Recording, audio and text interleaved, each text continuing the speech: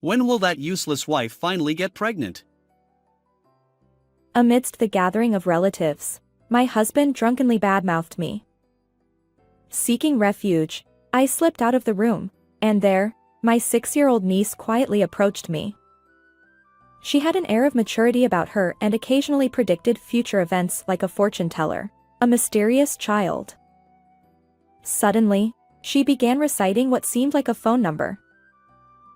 Auntie, try calling this woman.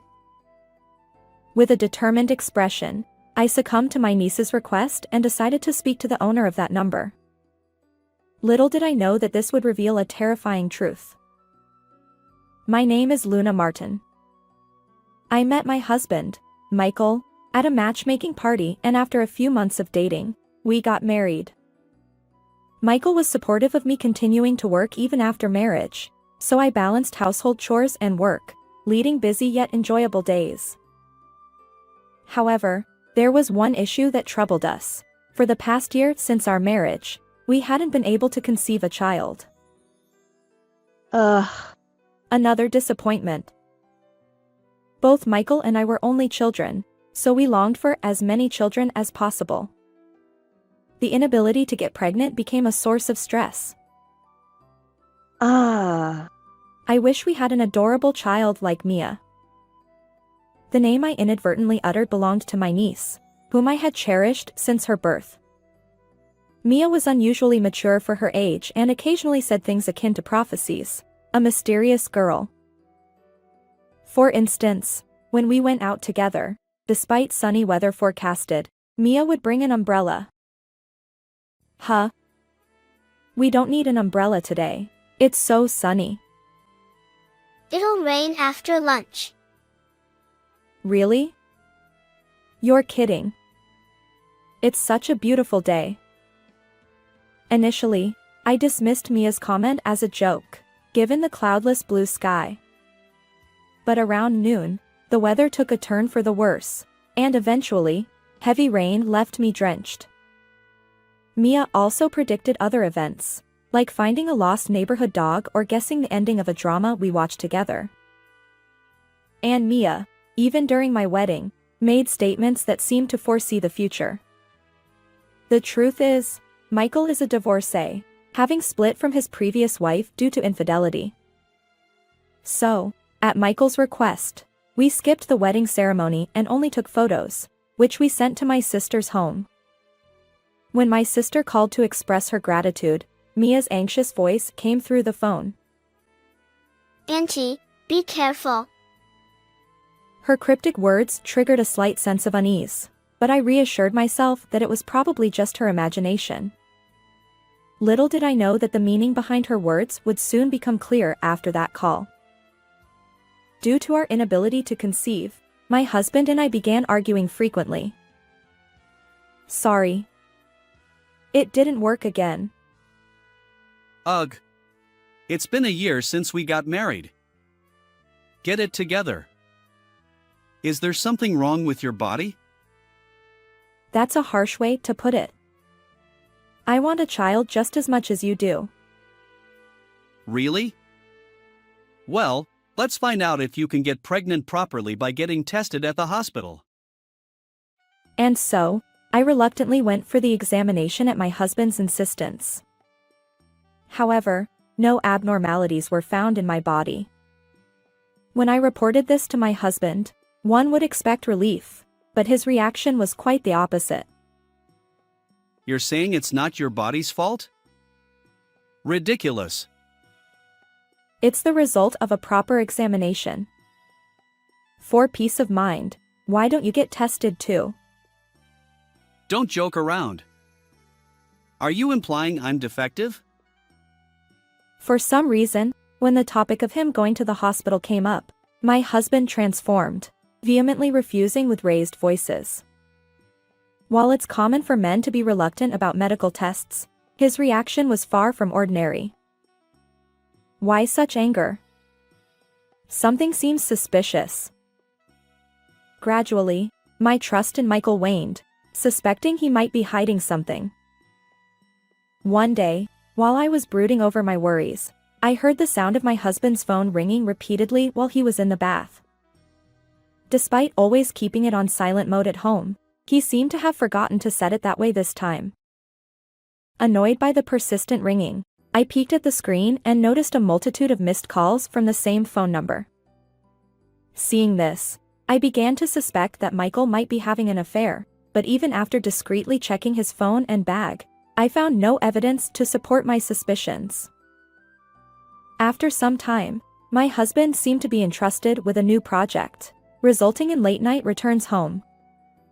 I supported him by handling the household chores he was responsible for, but there were no words of gratitude or apology from him. However, as I also worked full-time, it was challenging to manage household tasks perfectly. Hey, the laundry is piling up. Oh, I'm sorry. I had overtime yesterday, so I plan to do it today. Lately, you've been quite lax with housework. We're having store-bought meals for dinner, and you barely vacuum once a week. I'm doing your share of the chores too. I work too, you know. If you have complaints, how about taking out the trash? Unlike you, I have crucial work that affects the company's fate, so I'm tired. Besides, isn't housework a woman's job? Michael spat out those words and settled onto the sofa to watch a comedy show. Complaining about being busy, yet you come home earlier than I do. As Michael relaxed in the living room, I silently continued with the remaining chores. Thus, caught between work at the office and domestic tasks at home, my heart gradually wore thin. Amidst all this, my husband and I attended a family memorial service. After the solemn ceremony, the gathering transitioned to a meal, with women bustling around, serving drinks to the men. Although my husband was meeting my relatives for the first time, his natural charm quickly won them over, and he engaged in friendly banter over drinks. While everyone praised him as of the kind and wonderful husband, my niece alone regarded him with a wary expression, an unforgettable moment. Then, fueled by alcohol, Michael blurted out disparaging remarks about me to our relatives. My wife claims she's fine after the tests, but something seems fishy. After all, we're still struggling to have a child. As I carried dishes to Michael's table, I overheard him spreading gossip about me. Though others gently scolded him, Michael's momentum didn't wane. When will that inadequate wife of mine finally get pregnant? Unable to bear his words, I rushed out of the venue, tears streaming down my face. Why did he say that, especially in front of our relatives? Just then, my niece Mia came searching for me. Auntie, are you here? She peered at my face and gently held my hand, calming my nerves. I hurriedly tried to return to the memorial service venue, but Mia stopped me. Then, in a hushed voice, she began reciting a series of numbers, a phone number, it seemed. I thought of this number when I saw your husband's face earlier. Call it. Huh? Whose phone number is this? Never mind that, just dial it quickly. Urged by Mia, I entered the number into my phone. Wait, this looks familiar. It turned out to be the same number that had filled Michael's call history on his phone. Realizing this, I hastily made the call. Hello? After a few rings, a melodious voice answered. And from that person, I learned the truth Michael had been hiding, a truth so far-fetched that I initially couldn't believe it. Auntie, what the woman said is true. But Mia, who had been listening alongside me, whispered this as I was panicking. Her words helped me regain composure, and simultaneously, my anger toward Michael erupted. Had my precious year been wasted on such a selfish man? As I hung up the phone, I noticed that the memorial service was about to conclude. With Mia by my side, I left the scene. As we hurried back to the venue, our relatives were already tidying up after the meal, preparing to leave. Hey, where were you? We should head home soon. Spotting me, Michael reached for my arm. Stop. I instinctively shook off his hand and turned on the speakerphone of my phone. Just as Michael, rejected and visibly angry, was about to ask what I was doing, a woman's voice came through the phone. So Luna's words were true after all. Nice to meet you all. I'm Michael's real wife, Cindy. The moment Cindy's voice reached him, Michael's face turned pale, and the surrounding relatives buzzed with unease. Yes, the owner of the phone number Mia had given me was Michael's true wife. Michael had fought with her for some reason and left home. Yet, without officially divorcing, he had somehow carried on a sham marriage with me. I had trusted him to handle the marriage registration, never suspecting he hadn't submitted it. Just as Cindy was about to say something, Michael snatched my phone, cutting the call and powering it off. Hey. What are you doing? And what's your game? Who was that woman earlier? What? Weren't you listening? She's your wife. The real one. Come on, what grudge do you have against me? Cut the charade. Our exchange unfolded while the watching relatives held their breath, sensing the tension. After a tense exchange, the person we had been waiting for finally appeared. Michael, we finally meet. I've been searching for you. The truth was that Cindy, Michael's real wife whom I had spoken to on the phone earlier, had arrived. Carrying shopping bags, she confidently entered the room, wearing a smile that bordered on intimidation. Why are you here? Luna told me about this place. Coincidentally, I was shopping nearby, so I came straight here.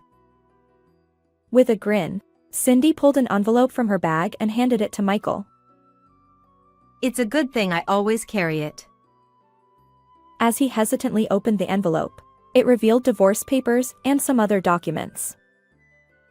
When I tried to look at the papers, Michael stopped me. What's that? It's just the results of a health check. Well, then why not show it? Persistently pressing him, Cindy dropped a bombshell. You won't show it, will you? Because it states that the cause of infertility is you. Her words caused even more commotion among the relatives. After all, Michael had been blaming me for our inability to have children. Under their cold stares, Michael remained speechless. Afterward, Cindy began sharing the real reason Michael had left home. As it turns out, Cindy faced a similar situation to mine. Despite no issues on her end, she struggled to conceive, and Michael would make hurtful remarks. Fueled by anger, Cindy secretly purchased a testing kit and discovered that Michael was the one with fertility challenges. She intended to support him through infertility treatments, but Michael's reaction was explosive. Why did you test me without my consent? And men can't be infertile. You've wounded my pride. I'll get out of this house. True to his word, he left without listening to Cindy's side of the story. While most of the situation became clear, I still wondered why Michael hadn't divorced Cindy and instead entered into a sham marriage with me. The reason, it turned out, was surprisingly childish. It frustrated me that I was told I was infertile, so I wanted to shock Cindy. Apparently, Michael attended a matchmaking party to prove a point to Cindy. He believed that if he met a young woman like me, she would get pregnant. My plan was to have a child with Luna and then flaunt it to Cindy before serving her divorce papers. When Michael uttered those words, both the relatives and I were genuinely appalled. You're truly despicable, trampling on Luna's feelings. Enough already. Sign the divorce papers. Your unexpected appearance ruined my plan. Fine, we'll get divorced, but you'll be stuck with me forever. Afterward, Michael angrily filled out the divorce papers and roughly handed them to Cindy. Cindy, glancing at the crumpled document, patted my shoulder and said, "Good luck," before leaving. After Cindy left, Michael's previous bad mood vanished, and he reached for my hand with a creepy smile. Now that no one is in our way, we can truly become a family. Let's submit our marriage registration tomorrow. Come on, let's go home. His overly optimistic words gave me goosebumps, and I once again shook off his hand. If you're going home, do it alone. Why are you being so cold? We loved each other, didn't we? You used me for revenge against your wife. There's no love left for someone like you. Brace yourself. I intend to sue you for marriage fraud. Wait. My icy words left Michael shocked and speechless. Leaving him there, I exited the venue. Shortly thereafter, Michael and Cindy finalized their divorce. I also filed a lawsuit against Michael for marriage fraud. In the end, Michael had to pay Cindy $20,000 and me $10,000 in compensation.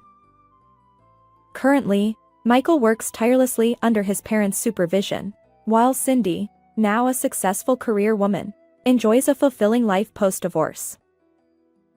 As for me, following my niece's assurance that the next person would be fine, I met a kind man and got married. I eagerly await the day when our new family will grow. How did you find this story? If you enjoyed it, consider subscribing to our channel. Until next time. Are you alive? I found my niece, who was supposed to have died in a car accident at the age of 5, at my in-laws' house. In her memorial photo, she had a cute, round face, but now she was so skinny that I couldn't believe it was her until I heard her voice. Help me. I want to see Mom. The hand reaching out to me for help was too weak to grasp anything. From that moment on, I began to uncover the dark secrets of my in-laws' family. When I was 25, I married Jackson, who was 3 years older than me and whom I met at work. I grew up in the same area where I worked, but Jackson was born and raised in a much more rural area.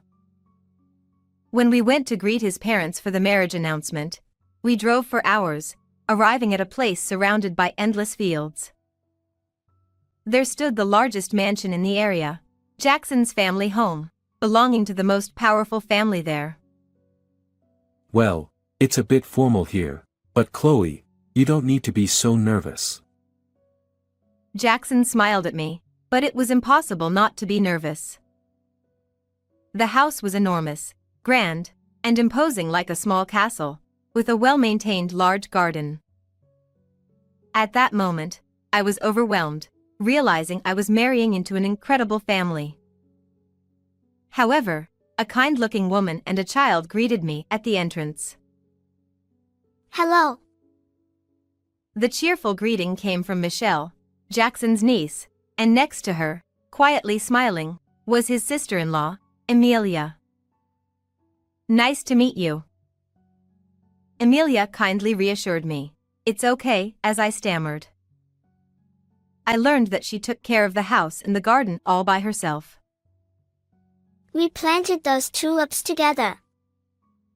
In the flower bed she pointed to, many tulips were blooming, with only one being red. Mom loves flowers. Thanks to Michelle and Amelia, I began to relax. How long are you going to chat at the entrance? A man's angry voice came from inside the house. Dad's calling. We should go in.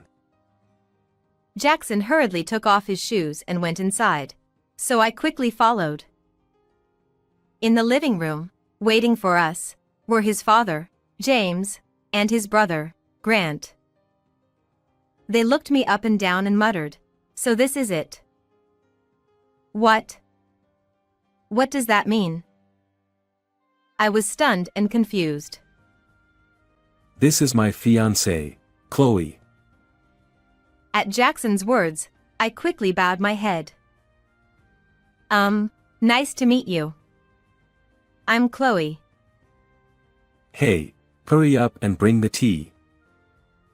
But it seemed like they didn't hear my greeting. Grant ordered Amelia, and she hurriedly came with a tray. You're so slow. Grant clicked his tongue in annoyance, and Amelia apologized. I'm sorry. I felt an uneasy feeling watching this scene. Chloe, you must be tired. Have a seat on the sofa. As Jackson suggested, I was about to sit down. You should act more like a woman. Get to the kitchen and start working. I was stunned by his words and couldn't move, but Jackson intervened. She came from far away and is tired today. Give her a break. Chloe doesn't have to do anything. But I couldn't not help out when I was about to become part of the family. I'll go help Amelia. Though tired, I thought it better than staying with my father-in-law and brother-in-law, so I hurried to the kitchen. Oh, you're going to help too? Yay! There, Amelia was not alone. Young Michelle was also helping prepare dinner. Michelle, do you always help your mom? That's great. They say it's only natural because I'm a girl. Though helping is good, it felt forced somehow. I see. And we also eat here with just Mom. It didn't seem like Amelia and Michelle were treated well in this house. Amelia, is this really okay with you? Amelia lowered her shoulders. I'm remarried, and as long as I can be with Michelle, it's fine. She looked down sadly. She explained that her previous husband cheated, leading to their divorce, and soon after, Grant, an acquaintance, contacted her, leading to their marriage. Living as a single mother in the countryside was tough, and she remarried, but her expression was not happy. It seems really tough. Are you okay? I felt concerned but couldn't do anything. The next day after spending the night, Jackson and I left his parents' house. Chloe, come again. Michelle, who I had gotten close to, waved enthusiastically at our car.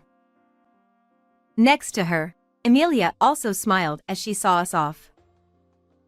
I had no idea that this farewell would be the last. A few months later, in the summer, we were having dinner when Grant called. Jackson's face turned very dark after hanging up. What's wrong? Amelia and Michelle died in a car accident. No way. Remembering our last encounter, I fought back tears. Then we should hurry to help with the funeral. But Jackson hesitated and looked away. they died a week ago, and the funeral is already over. What? Since Amelia was a second wife and Michelle wasn't Grant's biological child, they only had a cremation without inviting anyone. That's just too cruel. Yeah, it's terrible. Jackson, looking down, was also crying. He had noticed the way his father and brother treated Amelia and Michelle and had tried to warn them. Stay out of it. You are the second son. His father had sternly told him. He had shared with me earlier. We spent that night unable to sleep, tormented by the regret of not being able to do anything for Amelia and Michelle. Half a year later, we were directly invited by my in-laws to come back for New Year's greetings to the neighbors. We postponed the wedding because of everything that happened. Now my family insists on gathering everyone for New Year's and introducing you. His father and brother had forcibly insisted, and Jackson couldn't refuse. I'm sorry, Chloe. But can you come with me? Seeing Jackson bow his head apologetically, I nodded despite my own reservations. But isn't it inappropriate to celebrate when Amelia and Michelle just passed away? Jackson nodded deeply, sharing my sentiment. Although it felt somewhat improper, we couldn't say no if the family insisted. I convinced myself they were trying to fill the void and decided to accompany Jackson to his family's home. When we arrived, the house was bustling with many people like a festival. Relatives and locals had gathered. Grant noticed us and approached. Thanks for coming today. This year is special because you joined our family, and we wanted to introduce you on this joyous occasion. I appreciate the sentiment, but with what happened to Amelia, it feels a bit uncomfortable. I glanced at the garden where Amelia's favorite flower bed was. 6 months ago, it was filled with vibrant flowers, but now it was overrun with weeds. I thought Grant might still be mourning, but surprisingly, he showed no sign of sadness and smiled. Actually, Amelia and I weren't getting along. I was planning to divorce her, so I don't feel that sad. His nonchalant tone made me question my ears. Despite the lack of love, his indifference to losing his wife and child sent chills down my spine. By the way, Chloe, do you have kids yet? We weren't successful, so we're counting on you. Grant lightly patted my back and then moved on to greet other guests. Not successful? Those words stuck with me. I shook my head to forget them. As I was feeling a chill, my father-in-law approached with a stern look. Ah, James. Thank you for inviting us. You still have that boyish haircut. I've told you women should grow their hair to their waist. Interrupting my greeting, my father-in-law glared at me. My hair only reached my shoulders. His deep-seated belief in traditional gender roles reminded me of the first time I met him, during our wedding greeting. On top of that, he took the glass I was holding to drink from. You need to act more like a woman. Cooking, cleaning, and preparing drinks are a wife's duties. Just like before, I was ordered around like a servant and ended up in the kitchen without any semblance of a warm welcome. Jackson noticed and came to check on me, but my father-in-law called him back to the drinking party. When I went to the kitchen, a few female relatives who seemed to be helping out saw me, and one of them said, "So, the main house's wife has finally arrived." She left without greeting me. So, this is how my New Year's holiday will end. Feeling disheartened by the mountain of dishes, I silently continued my work. The invitation to celebrate was just an excuse. They needed a housekeeper. Amelia, you went through this every year too. I had somewhat braced myself for this, but doing it alone felt much more discouraging. I remembered Michelle's smile and Amelia's gentle face, which only made me feel lonelier. A few hours passed, and before I knew it, it was past midnight. The new year had arrived. My father-in-law and the relatives got up and headed towards the entrance. We're going to the church now. Everyone, get ready. I rushed out of the kitchen to prepare, only to be met with a fierce glare from my father-in-law. The wife stays behind to clean the house and prepare more drinks. We'll drink again when we return, so stay and work. Father, that's not fair to Chloe. I'll stay and help her. Jackson intervened, but my father-in-law clicked his tongue. What kind of woman would make a man do housework? This is proof Jackson isn't properly disciplined. Jackson shrunk back at his father's words. I'm fine. Please, Go ahead. I gave up and answered, and Jackson looked at me apologetically. We'll be back in an hour. Just do what you're told and nothing more. I didn't understand what he meant by nothing more. What? I asked, and he pointed to a room I had never been in. Do not enter that room. You're still an outsider to me. With that, they left for the nearby church. In the now silent house, I let out a big sigh and began preparing for the second round of drinking. The long trip here and the constant chores left me exhausted, but I couldn't rest yet. Rubbing my sleepy eyes, I continued washing dishes. Suddenly, a plate slipped from my hand and shattered loudly in the quiet room. Oh no! If they found out, who knows what my father-in-law would say. I frantically searched for a vacuum cleaner but couldn't find it anywhere. I opened doors and storage rooms in a hurry, and found myself in front of the forbidden room. I'm just looking for the vacuum. It'll be worse if I don't clean up. I steeled myself and opened the door. Immediately, I found the vacuum cleaner and reached for it. Good, now I can clean up without them knowing. I breathed a sigh of relief and looked around. The room was empty. Why can't I enter this room? As I wondered, I heard a strange noise. What? What's that?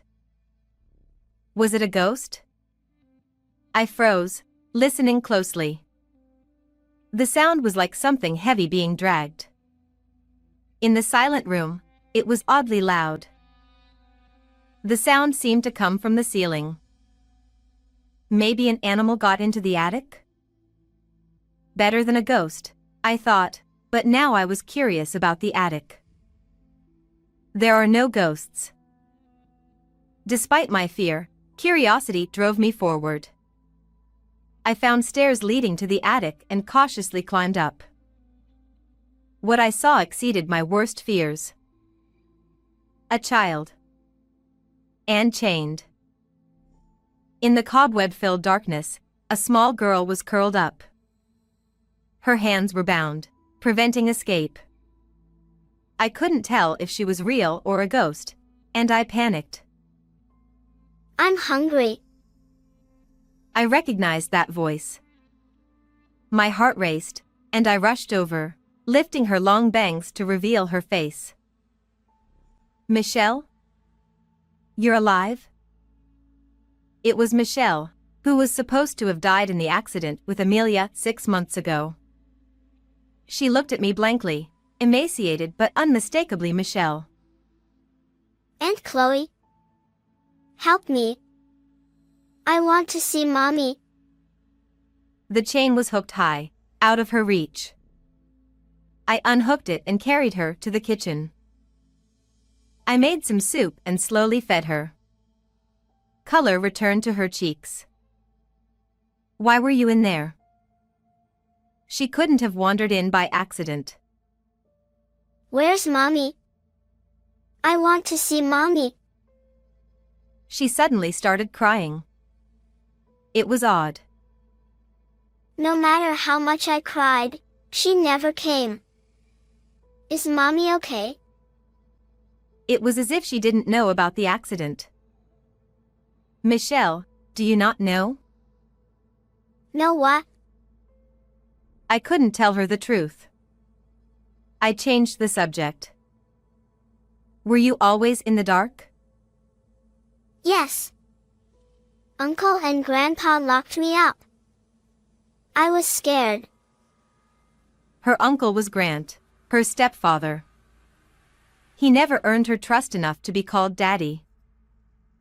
Why would they do such a thing? I didn't understand Grant and my father-in-law's motives, but it wasn't safe to stay. I wrapped Michelle in a blanket and hid her in the back seat of my car. Aunt Chloe, are Mommy's flowers blooming? On the way, Michelle, sleepy after eating, murmured. In Mommy's garden, there was one red tulip. She said something important is there. What? I was about to start the car but stopped at her words. Mommy said to give it to you and Uncle Jackson if anything scary happened. The garden was dark, and the flowers were dead. I had no idea where the tulip had been. Was the tulip over there? As I pondered, my father-in-law and the others returned from the church. Why are you outside? Is the food ready? We ran out of drinks, so I was about to go buy some. I quickly made an excuse and grabbed Jackson's hand, pulling him into the car. Please help me find a store. Okay. You drive. Jackson seemed to sense something and quietly got in. My brother-in-law tried to stop us, but I managed to drive off. What on earth is going on? Jackson seemed to think that I had stormed out because I couldn't handle the household chores anymore. So, I told him everything about Michelle. I can't believe this has been happening. As expected, he didn't know anything about it. Surprised, his drunkenness quickly faded as he turned around and pulled back the blanket in the back seat. Michelle was sleeping soundly, seemingly reassured. So, Michelle doesn't know her mother passed away, which means the story about them being in a car accident together was a lie. That's probably what it means. Even piecing together the limited information we had, we couldn't understand why things had turned out this way. So, I made a decision. I'm going to take Michelle to a safe place, and then I'm going back to your family's house to find what Amelia was hiding. It's too dangerous for you to go back. I'll go instead. No, Jackson. You probably wouldn't know the exact location. It might indeed be dangerous, but I had to find out what Amelia wanted to convey to us. Jackson, please hide Michelle and then contact the police. My husband seemed to be considering something. There's someone I want to inform before the police. It's better this way. He appeared to be talking to himself. He took out his phone and started looking for the number of that person. I drove the car for over an hour to reach the city and found a business hotel. I intended to put Michelle to bed and immediately return to the family house, but I ended up lying down beside her and fell asleep. When I woke up, it was morning. Good morning. Did you sleep well? So, are you still going to my parents' house? Jackson's gentle expression almost made me reconsider, but I nodded firmly. I have to clear Amelia's regrets. But wouldn't it be better if I went with you? If you come, then Michelle will be in danger. I understood his feelings, but I couldn't yield on this matter. I gently stroked Michelle's head, still asleep, took the car keys, and stood up. Near the family house, I hid the car in the shadow of the woods to avoid detection and walked the rest of the way. It was still early in the morning, so I managed to reach the house without encountering anyone. I started digging up the withered flower bed with my bare hands, keeping my breathing low. However, my hands were numb and my fingertips hurt. Although I remembered the location of the flower bed where the tulip bloomed, I couldn't pinpoint the exact position of the red flower, making it hard to find. Blood eventually began to seep from my hands, but I endured, gritting my teeth. What could be in this flower bed? I wondered what Amelia had told us to look for in case something happened. Amelia. It was really an accident, right? The thought that she might have anticipated something terrible left me with a very bad feeling. It was an accident. There's no doubt about it. I jumped at the sudden voice of my brother-in-law. When I turned around, Grant was looking at me with a smile colder than the winter sky. I was surprised yesterday. Where did you go to buy drinks? I'm sorry. I ran out of gas on the way back and couldn't return. Grant laughed through his nose at my attempt to come up with an excuse. Really, wasn't it because you had a lot of luggage? Like, say, one child. I realized he knew I had taken Michelle. Before I could think of what to say, Grant approached slowly. That child isn't my blood. So, I hid her to make it as if she never existed. What are you talking about? So, a child who has no right to inherit this house is just a nuisance. His sinister smile sent chills down my spine. To do such a terrible thing to Michelle for that reason.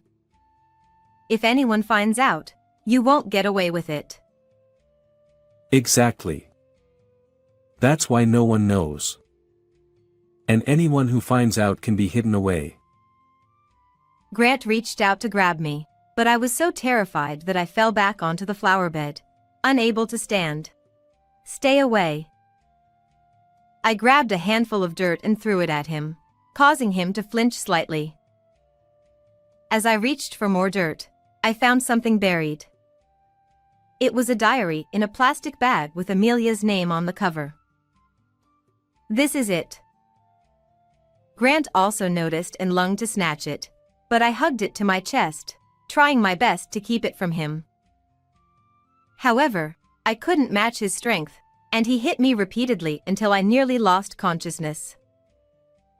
At that moment, a sharp voice shouted, "Stop!" I turned to see a sturdy man glaring at Grant, with Jackson beside him, catching his breath. "Why are you here?" The man grabbed Grant by the collar and demanded, "Give me back my daughter, Michelle." It was Michelle's biological father. Jackson had told me last night that he was a distant friend, and after Amelia's death, he had learned about Michelle and had been in contact with Jackson. Michelle's father explained that they had been tricked into divorcing. Both believed the other was unfaithful due to fake evidence, which was orchestrated by Grant. By the time he realized the truth, he had been told Amelia and Michelle had died. The man pulled Grant away from me and growled, Is it true you mistreated my child? Who knows? You have no proof. Grant remained unfazed. He must have already cleaned up the attic after noticing Michelle's absence. We have Michelle's testimony. A child's words are unreliable. How do you plan to catch me? Grant smirked arrogantly, but Michelle's father silently pulled out something from his chest pocket. What? You're a cop. Seeing the police badge, Grant flinched but quickly retorted, I have connections with the top brass here. I'll get you fired. However, Michelle's father remained calm. I'm higher up than that. I usually keep it hidden for investigation purposes. Grant turned pale at his words. Eventually, Grant was handcuffed and glared at me. This is all your fault. You meddled too much. You should reflect on your actions. And you deliberately caused Amelia's accident, didn't you? I had read Amelia's diary while Grant was being apprehended. It said that Grant had told her, I want your insurance money, so go to the other world, prompting her to write it down in a panic and hide the diary. It seemed Amelia had tried to save Michelle while she was trapped, but it hadn't worked out. I'm sure there are more clues in this diary. No. Please, I don't want to be caught. Help me. Grant suddenly started begging on his knees. Hearing the commotion, my father-in-law came out, yelling, What's all this noise? Despite his usual overbearing attitude, my brother-in-law pointed at him. I was just following Dad's example. He got rid of Mom the same way. My father-in-law turned red with anger at the sudden confession and shouted, "Don't say unnecessary things."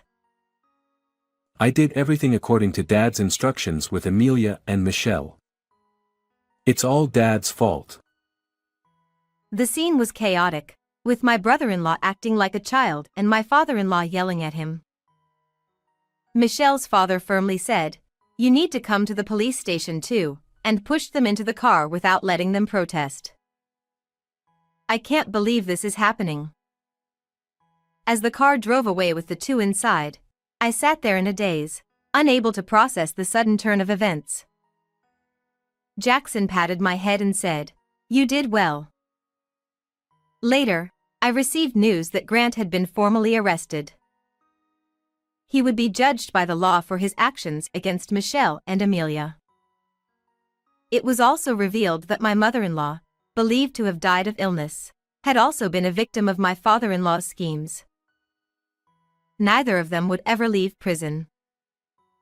I hoped they would regret their actions in their dark cells.